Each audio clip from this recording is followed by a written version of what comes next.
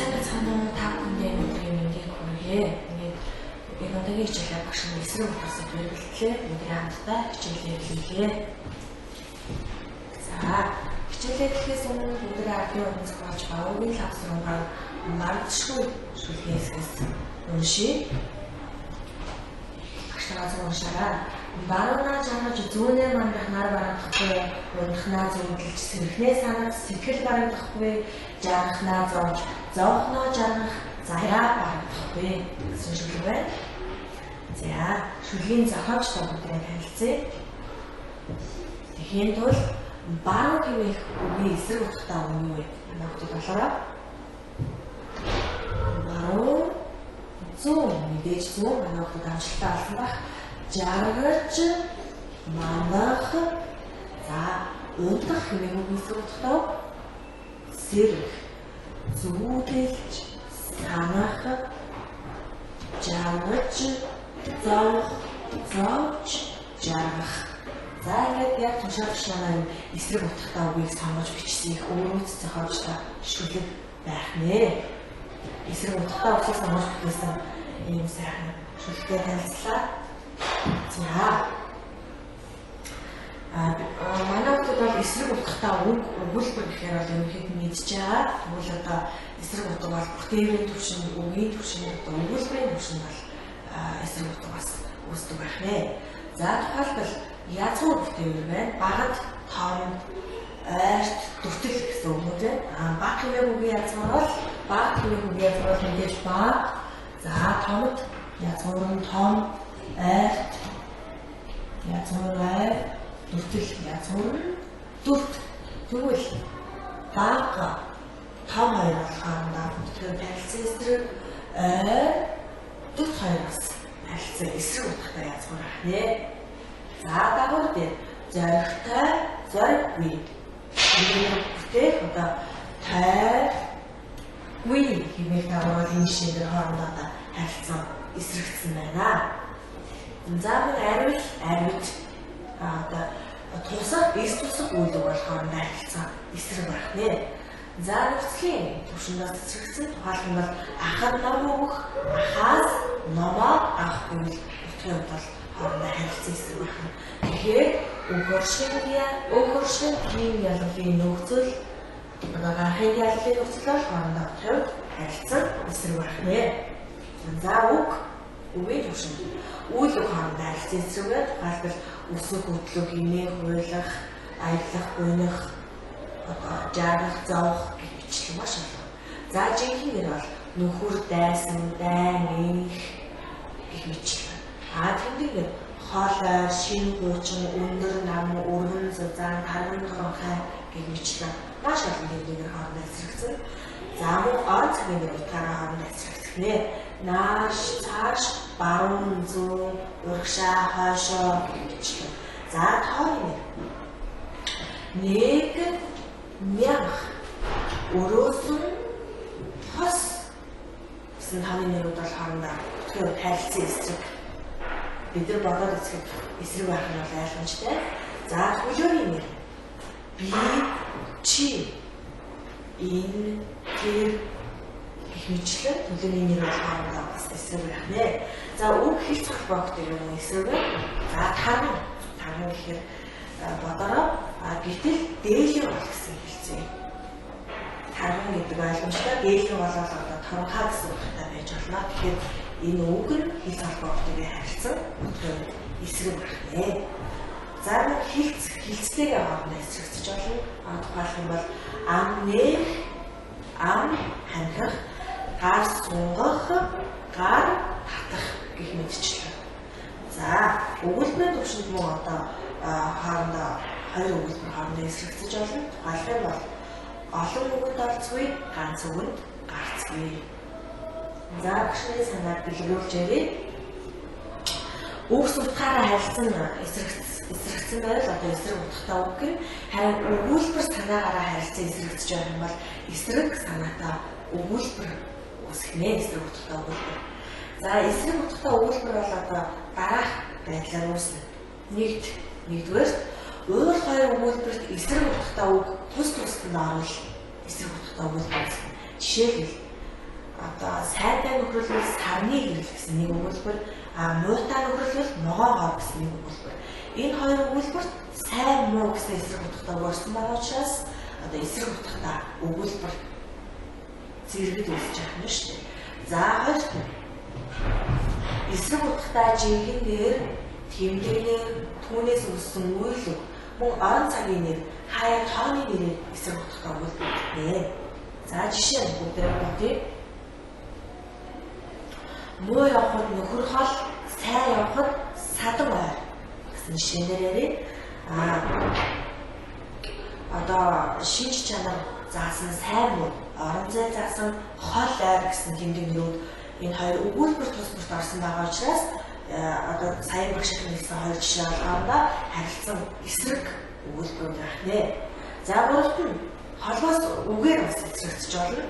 Тухайлбал одоо надад ном байдаг, харин ахад байдаггүй. За мөн одоо өгүүлбэрийн санаагаар дөрөвдүгээр өгүүлбэрийн санаагаар хоорондоо эсрэгцэж болно. Жишээлх юм бол нуугыг нь авах гээд нүдийг нь соглох гэсэн сайхан хэлцүү байдаг. Уг нь бол одоо сайхан сэтгэлийн үүднээс туслах гэсэн боловч өмнөх байгаа байдлаас нь улам давтуулаад байгаа учраас одоо харилцан санаагаар бол эсрэг утгатай байх нэ. За багшийнхаа одоо хичээлийг ойлгосон бол бүгдээ өөрийгөө сольж үзье. За нэгдүгээр идэхэд бүү яар, явхад бүү саар хэмээх өгүүлбэрт эсрэг утгатай өгүүлхэн гишүүн хэд байна вэ? Болоо. За багш нь өгүүлхэн гишүүн хэд байна вэ гэж асуусан шүү. Нөгөөд энэ дээр бодъё шүү. Зүгээр эсрэг утгатай үг хэд байна вэ гэвэл нэг өгүүлхэн гишүүн хэд байна вэ?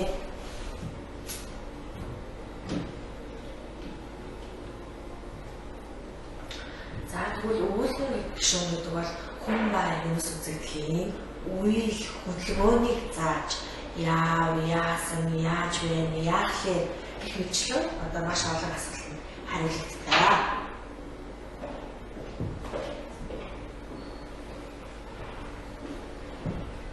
За багш нь бол эхлээд эсрэг утгатай үгээ бүгдээрээ олъё.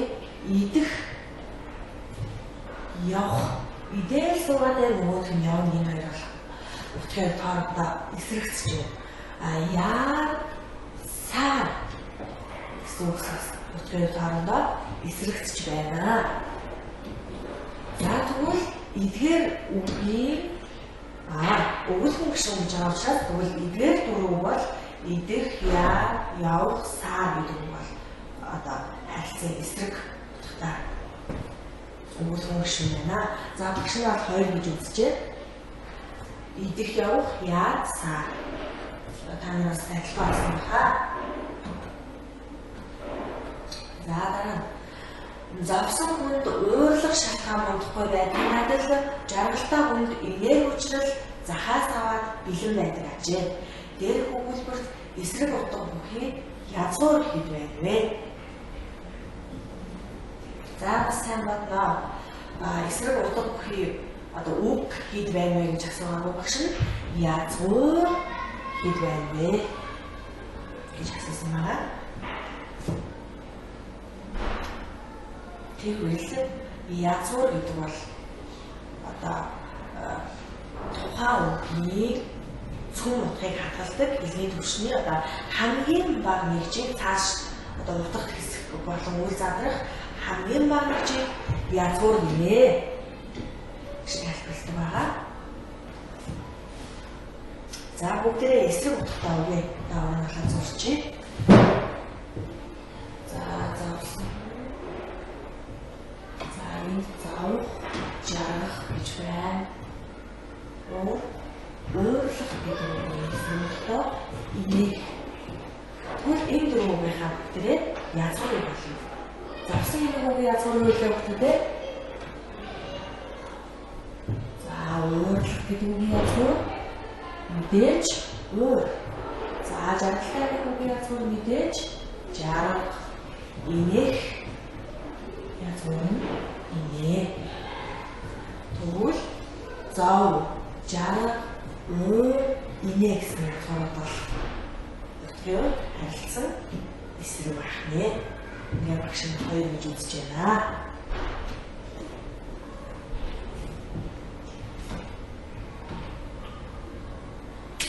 За дараагийн даалгавар хүн гэхэд ноолгүй, хүнжил гэхэд захгүй, урил гэхэд устай, ус гэхэд мөглөгтөө гэсэн ансаг байна тийм.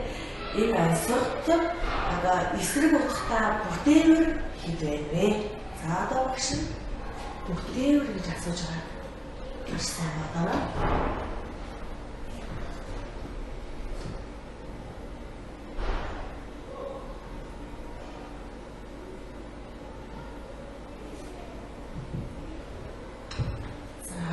Ноолгүй, захгүй, устай, мөглөгтөө нэг тэмдэгтэр бүтээх хайгүй нэг тагнууд бол хоорондоо харилцан эсрэг утга үүсгдэг. Тэгэхээр багш ихэд 4 байна гэж хэлж байна. За дараагийн даалгавар.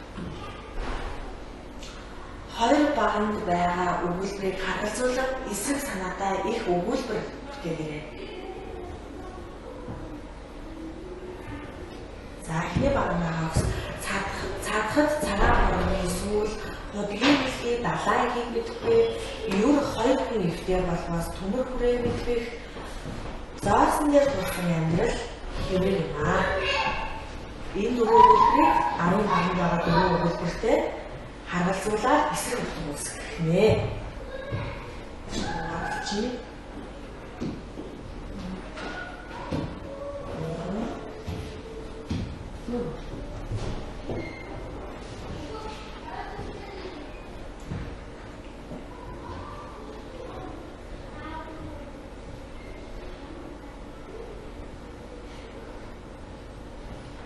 За хамтдаа олъё. Цаадахад цагаан хорны сүүл юм бол өлсөхөд үлэн рүү ивэр зөөлөө. За тэгвэл хөдгийн мэлхий далаа ихийг мэдэхгүй харин далаа мэлхий хөдгийн багыг мэдэхгүй. За энэ харилцагч байна. За юр хоёр хүн эвтэй болоос төмөр хүрээ мэдбэх харин 20 хүн эвгүй болоос эвдэрхий хүрээ мэд хэврэг юм аа. За дөрөвт заасан дээр төлсөн нөхөрлөл хэврэг юм бол заасан дээр төлсөн жаргал бат. За манай хүмүүс одоо зөв асуулт асуулаа гэсэн гэдэгт бол багш нь итгэж байна.